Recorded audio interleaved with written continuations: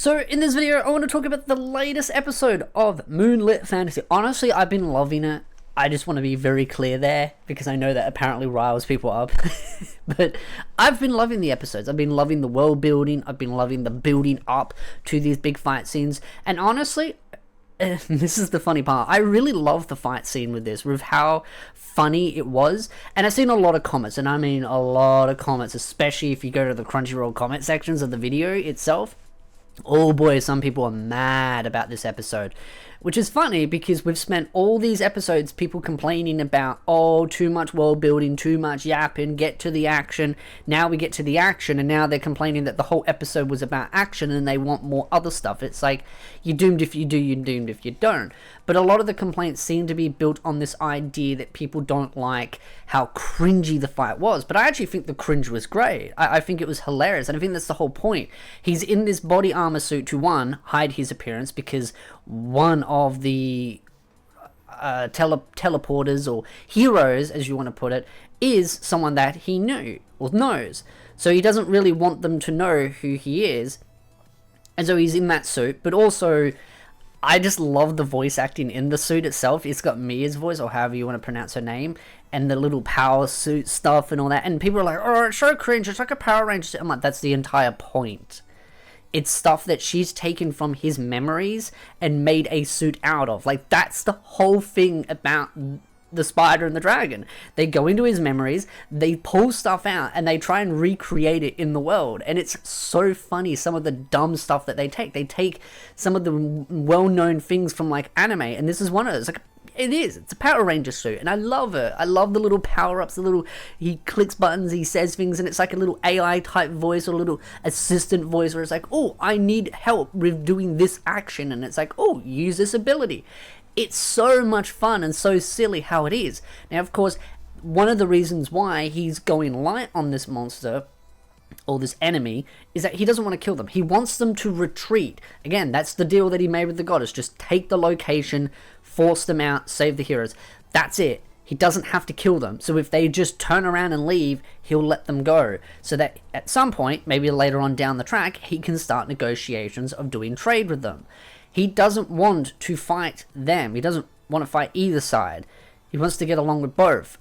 But they are very determined to try and win this fight. I do love the way he kind of puts it into motion as like, yeah, well, the goddess has asked me to come help. Damn it, if I was one of those heroes, I'd feel pretty bad, because they've been summoned by her, River Blessing, and now she's had to call him back up because they're so useless. And then there's the friendship power-up that the female hero got, which I think is kind of touching. It works well. I know some people say, oh, friendship power, but it makes sense, because that's kind of what they're trying to do. They're pulling in some cliches, but I think it kind of works with the character itself.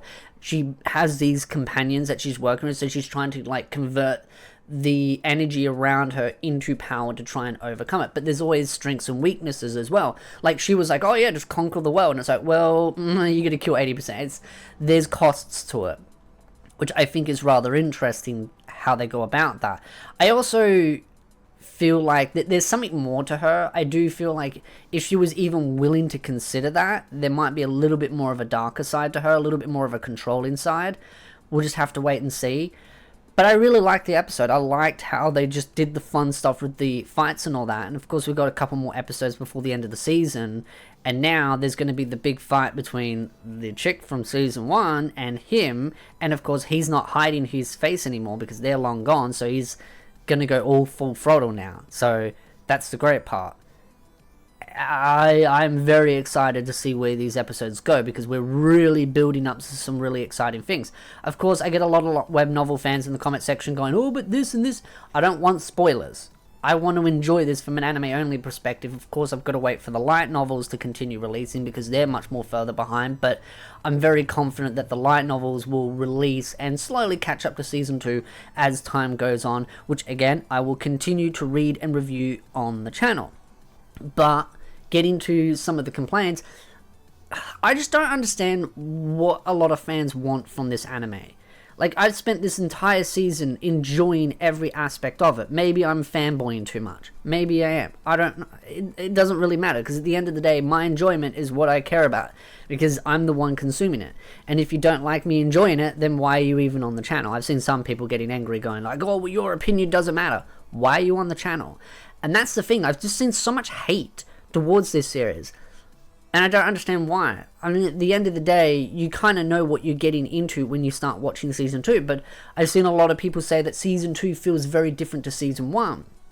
And I don't really think so. I definitely think, yeah, sure, Season 1 had a bit of a different feel only because it's the establishment. And I think that's one of the things about isekais and power fantasies is the first season is always like the favorite season for a lot of people, because it's that establishment of a new world. It's like getting into a new game and getting into the new zone and being like, ooh, that sense of wonder of what the art style's like, what the characters look like, the personalities, the powers.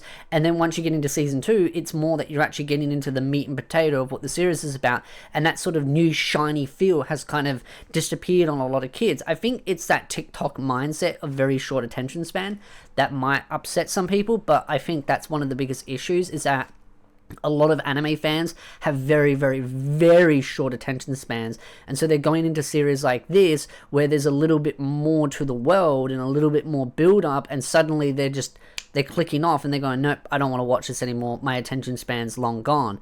And I think that's sad, because there are so many good series out there that are really amazing. I see Log Horizon has become like the cool thing to hate now too, because that also goes through that situation of a lot of world building, a lot of like layers to it. Mushoku Tensei, you could bring that one up as one, but that gets a lot of hate for other reasons than just the world. It does get a lot of hate for the world building, the university arc and all that kind of stuff, but it also just gets a lot of hate because people just don't like Rudy, probably because they see themselves in him. But then you've also got Slime. Though Slime, very, very different type of series, because you've got a character that it's a lot more politics driven. Like, the level of politics between Slime and Moonlit Fantasy is very different scaled. It's a lot more like table talking, politics, negotiations in Slime. So you can definitely see why some might be off-putted by that, but at the same time, it's that issue of, I think a lot of people get into the anime, they see the new shininess, and then it gets into the much more itty-gritty stuff, and then fans get turned off by it. And I think at that point, if you're already 2 cores into Season 2 and you're this unsatisfied, why did you even get through halfway of the season? You probably should have just gone and watched something else. But I also do think that if you're that easy to upset over short attention span, you probably don't really have that many other animes to watch. So they're probably looking for anything they can find that might fulfill that fantasy, that little niche.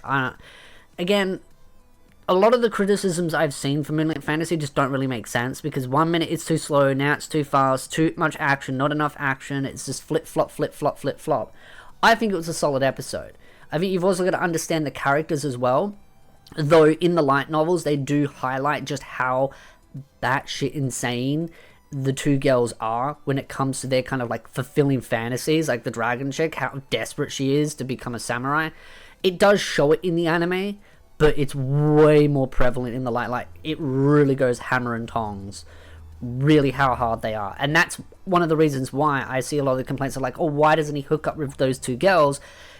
And why is he more interested in the other chicks out there than those 2? It's like, because they're really insane in the light novels. Like, even he's just like, okay, you 2 girls are highly unstable because of just how wonkers out, which makes it absolutely hilarious, because some of the stuff they do just adds to the comedic value.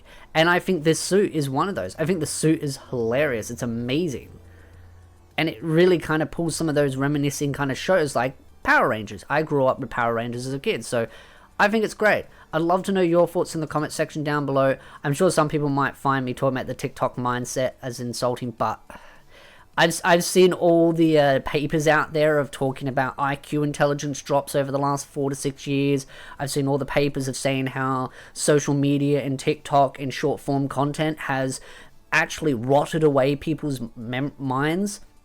It's a big issue. I've had this discussion with another content creator named Ed in private about it, about this like 20 IQ drop and how it's had a massive devastating effect because of this kind of like lock yourself away, sit on your phone watching TikTok. And I think it has had a bit of a prevalent issue when it comes to gaming and media like anime. Maybe it's a video I might talk about in more detail at a later time if people are interested about the 20 IQ TikTok issue, and talk about it from an anime's perspective of how it is influencing anime and also gaming. But we'll save that for another time. So again, if you like this video, hit the like, subscribe, and I'll see you beautiful nerds in the next video.